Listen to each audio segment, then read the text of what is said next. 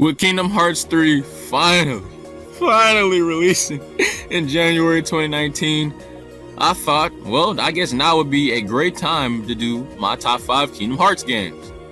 Well, what's another top 5, man? Let's spice it up. Let's switch things up, man. I don't need to do another top 5. Instead, I want to talk briefly about the importance of every Kingdom Hearts game to the story. How much it impacts the story, high, medium, and low, and whether you should play it or not, while also briefly giving my own take of what I feel about the game. So, without further ado, to keep the video from going too long, let's just get right to it.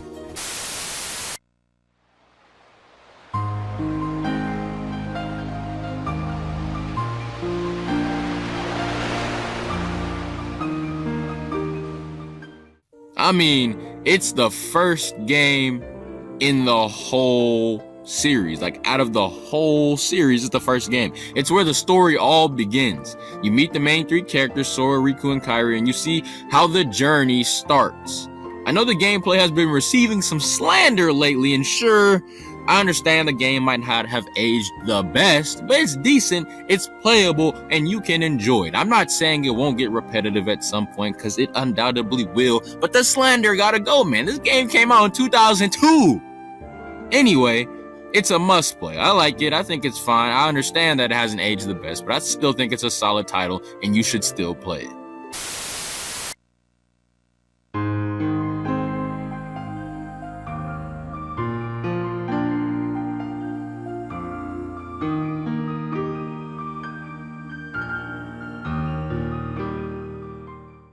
Listen. I know the card system is complete ass. I know, but the story is too integral. It's the first look into the organization, as they have a few members in this game, and you learned about Naminé, who will have less importance in the other titles, but she still has a great impact here. Again, the gameplay, it's not always the most fun, but it is unique, so I'll give it that. And the GBA version, it's actually pretty solid, although I'd say you should probably just play the remake version over the GBA version. But I mean, if you just want to run the GBA version, then by all means, it's actually probably one of the best Game Boy games out there. Also, it's the first time you can play as Riku. I mean, you gotta give it a go. And let's not forget the now more important Data Riku. My bad. I didn't mean to have this one in here.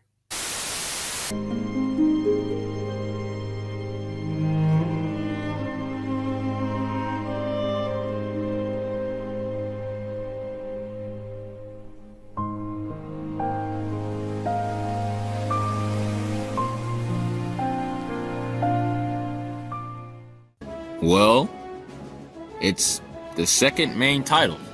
It helps progress the main story further. Has quick, enticing gameplay. I mean, bruh, it's the second main game. I really don't need to say anything else. You have to play this one. I mean, pre-Kingdom Hearts 3, it's arguably the best game out. If you actually want to play any of them, or if you feel like you need to play any of them instead of watching the movie versions, this is the one you should play. Play this one. It's a great game. Play it. It's probably the best out right now before Kingdom Hearts 3 releases. Play this one.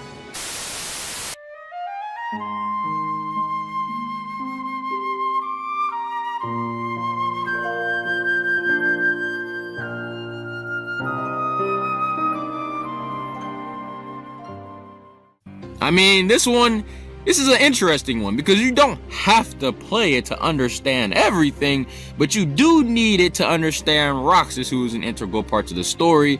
Plus, bonuses, you get Shion and Axel as well, and you get an inside look into the organization. Although you don't learn everything, I mean, you still are playing from the organization's point of view. And let's not forget, this is the first game where you can play every organization member. In fact, the only game where you can play every organization member, and you can even play as Sora, Riku, Mickey, Donald, and Goofy. That's 19 total characters, bruh. 19! And it had local multiplayer, which is a series first at the time. Look, honestly, you can watch the cutscenes, you know what I'm saying? I understand the gameplay is not the best, and I'll get to that in a second, but I'd play the game just for the experience, and so you appreciate Recoded more, but we'll get to that into a second. Side note, this is actually my favorite game in the series. I mean, again, gameplay-wise, I know it's considered the worst, because of it using Kingdom Hearts 1 style of combat, which is kind of bare bones already, and the DS's lack of capability at the time, but I still find enjoyment in it. I love the story, and I don't think the gameplay is personally that bad. I know it's repetitive, and after a while, you can get bored, but you can find some enjoyment in it. And I mean, I'm not too foreign to liking poorly received games.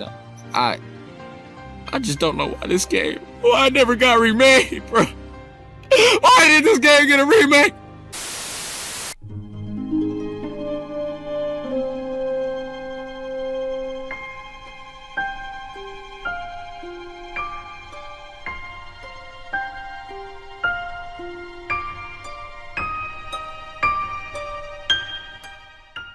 It's not a main title, but its importance is just as high.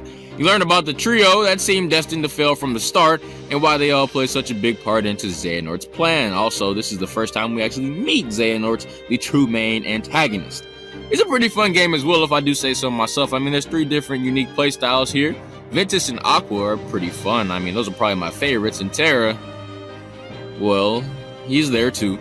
Plus Shotlock. Now, Shotlock is one of the clutchest additions to the Kingdom Hearts series, hands down. And let's not forget the mini games, especially Kingdom Hearts Riders.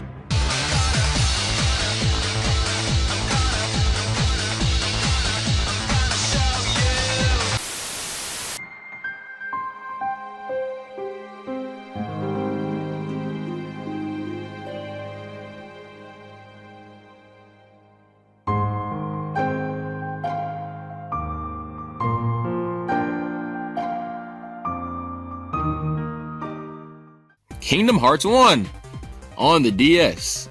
No, really, it's basically just Kingdom Hearts 1 on the DS. I mean, the only difference is the corrupted data storyline bits that they have and the changed combat system. I mean, honestly, you really don't have to play this one at all. I think out of all the games, this is the one you really just don't have to have any sort of input in. You can just watch the movie and be okay. But honestly, for a DS title, it's actually pretty decent. Like I said earlier, if you play Days, you'll appreciate this game even more for the new combat system that it brought, which was a great addition, okay? Overall, again, the cutscene version will give you what you need. You'll understand what you need for the story. You'll have everything you need to know. But I'm telling you, you could play the game yourself. It'd be a nice surprise.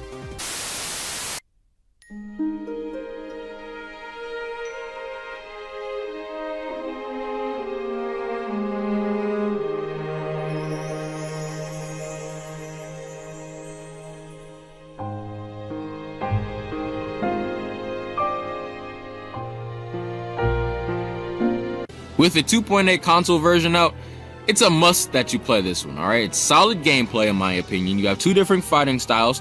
You have Sora and Riku, and there are story points in this one which will help you understand new pieces and old pieces. Back to the gameplay, the best thing to me is flow motion, bro. I loved flow motion in this game. I really liked the addition of flow motion in this game. Although admittedly, you can spam it. That being said, I still like the combat system. You have the command slots again and things like that. I mean, it's a great system, okay? It's definitely worth the play. Don't just watch the movie version, especially with the console version now. You don't even have to get a 3DS now. You can just play it on your PS4, man. Play this game. It's a good one.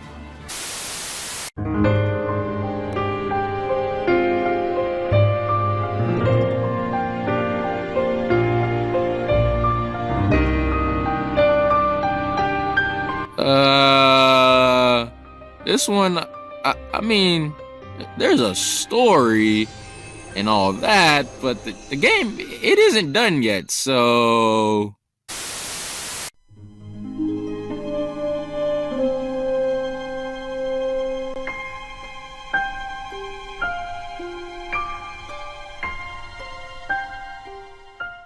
This game, to be honest, basically just fan service to us fans to keep us satisfied until they drop the Kingdom Hearts 3 release date or release window. You get to play as Aqua, so that's a plus. I mean, we all love Aqua, and the gameplay is pretty decent in its own right. And there's character customization, which is a first on the console series, so yet another plus. But story-wise, I mean, it's not that important, but there are bits and pieces here that do hold value, so I would say you don't need to play it. You could watch the movie version, but the game itself, it's not that long to complete at all. You could beat it in less than a day pretty easily. So if you have 2.8 already, you should just go ahead and play it. I mean, the game ain't even out yet, but do I really need to explain why you should play this one? So yeah, man, with Kingdom Hearts 3 finally getting ready to come out next year, early next year, man. I wanted to just drop something, you know, kind of just give my, I guess, kind of brief point of view, also just ranking the importance of each Kingdom Hearts game up to this point, man. I can't wait for Kingdom Hearts 3 to drop. Let me know your favorite game, what you like from each game, what you don't like from each game. I mean, just let me know whatever you want to let me know pertaining to the series. Other than that, though, I have nothing else much to say. So I'm out. Goodbye, deuces.